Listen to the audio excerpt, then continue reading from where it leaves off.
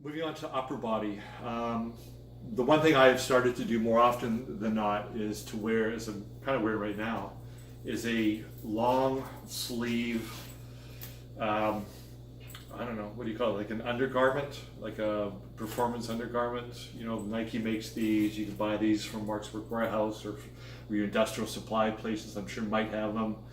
But two reasons. One is when it's sunny out and sun exposure, I find for myself, if I'm lathered up in suntan oils, even the stuff that is apparently not non-sticky, I tend to pick up a lot of dust and dirt on my arms over a period of time, get kind of caked.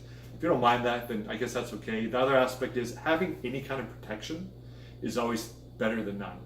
You may avoid an abrasion, you may avoid a rock coming up off a trim line that's going to maybe nick your arm or something. So, you know, if you get the right material, even in the heat of sun in the hot days, it's not too bad. Black isn't the color I would wear. I'd wear maybe a gray or a white, right?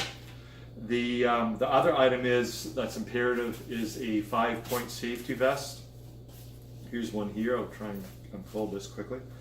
That's just a standard 5-point safety vest, and the reason is they have these tear-off zones. So if a piece of equipment were to grab you, or if someone has to in a medical situation, be it a bystander or a paramedic or a doctor, somebody, they have to get at a certain piece of your body, they can quickly rip these apart, which makes it easier to service a person if they're having, you know, items they have to deal with. So safety vest, you know, I don't care if it's a 5-minute job, it's a tune-up job, we've got people out doing a debris service, or if it's an all-day, always see people in a safety vest. Even if they're on a quote non-trafficked strata, it does not matter. It just makes good sense because you're more visible for everybody. Lower body. Okay, so for clothing, positively some kind of a, you know, trousers. We don't go for jeans. We go for more for the kind of a khaki work kind of trouser. These come in different weights, right? You can get Dickies or some other brands. They're out there. They're very thick. They're okay if you're in the you know, cooler parts of the year. These ones I pick up from Walmart of all places. They're they're like $17, $18. They work, right? They're not going to be like long lasting. They don't last, for me, they don't last any more than maybe half a year. They tend to wear out. But they serve the purpose. They're, you know, medium, I guess, cloth, what the technical name is, but the density or the weight of the cloth is probably medium. They're okay. So those are, you know, kind of on the lower end. I have bought a pair from Patagonia, one of my favorite stores.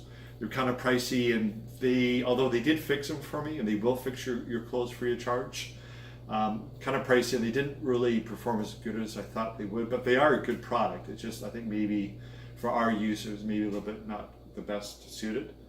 Upper body, gloves. So I brought in 3 pairs of gloves here to look at. This is an important, when I get people, especially greenhorns, people that are new to the industry, and they come in with, you can imagine, everything from knitted gloves to leather gloves to, like, I've seen everything. And I always go back to these, this particular model, or this type of, I guess this model, or this kind of performance knit is a cotton glove. Really, they're just a cotton glove, and then they have a rubbery neoprene on the palms and through the fingers. These are good. They work, and I'll stand by these all the time. You can purchase them on the cheap if you want to buy a case. I know some places, like there's a place in Burnaby, they sell them by the case, 12 for, I don't know, $24, so $2 a pair is like really inexpensive. Or you can buy more expensive pairs from places like the Home Depot. I've seen the better quality ones from companies like Atlas, and they, you know, $5 or $6, and they will last longer. And that's the standard. The good thing about these is, even if your hands get wet, for me personally, is you never feel all that bad. I don't know why that is. I think it's a neoprene, but they're standard. You grip well. They're pretty protective, and again, you know, you can wash them, right? And always wash your gloves. remember having one guy and being in a truck with him, and I was like, what's that smell? And I said, are your gloves stinky? And he smelled his own gloves, and they were really bad. I said, buddy, wash your gloves. You can't wear them half a year without washing them, right? So you can throw these in maybe not with your good clothes, but you can throw them in the washing machine. And when you dry them, I will tell you, when you dry them on a lower heat, because this here rubbery stuff tends to, I don't know, like literally I've seen where even mine, like the fingers will stick together because the rubber is kind of getting heated up. So you want to put them on a lower heat setting in the dryer, but by all means wash them on a regular basis, and they're good to go. And that should be your standard, kind of like, for us, that's what we like, their standard gloves. I've tried leather gloves, I've had expensive leather gloves, other types of gloves. I always go back to these. So leather are good if you're a sunny gardener and you're not doing too much work. You know, they can feel kind of nice, but for our purposes, they don't really perform all that well.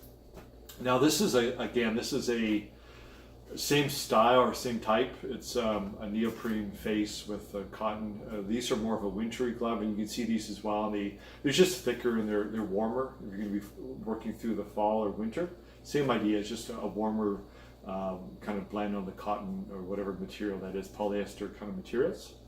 And I'll give you a big heads up here on something that we found is a glove liner. And these are puncture resistant. You may say, well, whatever, I can find those anywhere. No, you can't. And I'm not going to tell you, we're going to sell these on our website, but the big difference is this. You can get gloves out there that are cut resistant, okay? They're available in most places, and they've got some kind of a Kevlar liner in the glove, and they're good against cuts. But finding ones that are good against punctures is a different story. I was able, through a lot of work, to find out where to find these. And these are actually a liner, so you put these on. And these ones are a little bit old. I've got to get some new ones. But the concept is, you put these on. They're not meant as the outer glove. Is you put these on. There we go. And then you put your regular glove on top of these, right? Whatever you're wearing, you would put on top of this. So this is an inner liner. These are amazingly good if you're doing stuff like pyrocantia, most roses, you're dealing with blackberry, anything where you have thorns, they work amazingly well. Not perfect. I'm not going to say, like, put a vice grip with your hand on thorns and all, but they do help. And I've had people that work for us that say, hey, thank you so much. It really helped, because otherwise, it almost doesn't matter if you wear 3 pair of normal gloves, a thorn will go through anything. So these help quite a bit. And they're going to be available on our website as well if people want to check it out. Upper body gloves, liners, lower body. We did lower body. And the one thing I'm not going to show today is specialized equipment. I was going to bring in a pair of chaps, chainsaw chaps, but I'll leave that for a session specifically on using a chainsaw. So there's, again, even with the mask, I'm not going to bring a respirator here. I'll leave it for areas to do with the spraying. I think the last item is footwear. So I would wear a work sock, which kind of pulls up a little bit, gives you a little bit extra protection. And then the feet. Found out through WorkSafe that on the landscape maintenance end of it, we're not regulated to wear a steel toe, but I would not allow anybody on my crews to wear a shoe. They have to come in with a boot. And what I recommend to anybody is if they want to wear a steel toe and they feel comfortable over an 8-hour day, that's okay. I don't have a problem with that. But they have to come in with something like, this is my current work boot, and these are they're a hiking boot, right? I like Mountain Equipment Co-op. They've always treated me well, and their prices are competitive.